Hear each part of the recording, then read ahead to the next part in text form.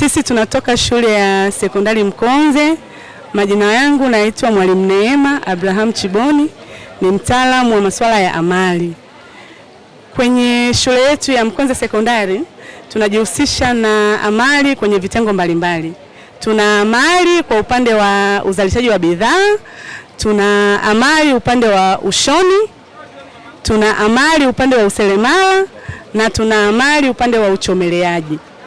Kwenye upande wa amali uzalishaji wa bidhaa, kama mnavyoona, tunazalisha bidhaa mbalimbali. Tuna sabuni za maji, tuna sabuni za usafi wa chooni, tuna sabuni za kunawia mikono, tuna sabuni za miche, tuna sabuni za kuogea za vipande. Na kwa nini tunafanya hivi? Tunajaribu kuhusianisha yale maisha ya kawaida wanaoishi watu wengine kule mtaani, ili ule ujuzi tunauleta kwa wanafunzi wetu hawa, maana wanapenda kwanza. Lakini pia tunatimiza ule mfumo wetu wa mkondo wa amali. Mkondo wa amali ni mafunzo kwa vitendo.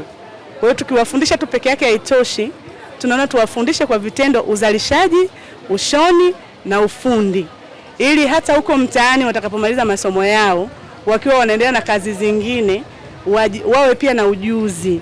Maana kama tunavyojua, ujuzi ni ajira na ajira ni pesa. Kwa hiyo tunawafundisha ufundi, uzalishaji ili wajitegemee. Lakini pia imetusaidia, kwa mfano upande wa uzalishaji wa bidhaa, tunatengeneza sabuni za usafi. Zinatusaidia pale mashuleni.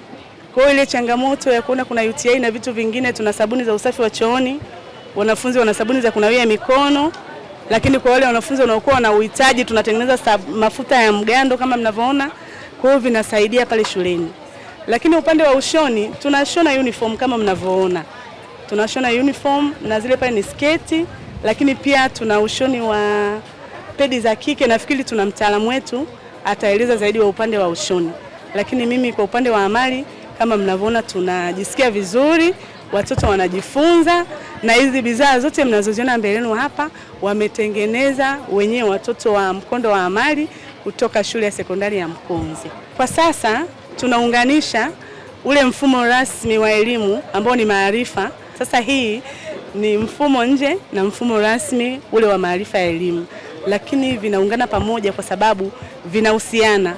Wanapata maarifa, lakini pia wanapata ujuzi kwa vitendo.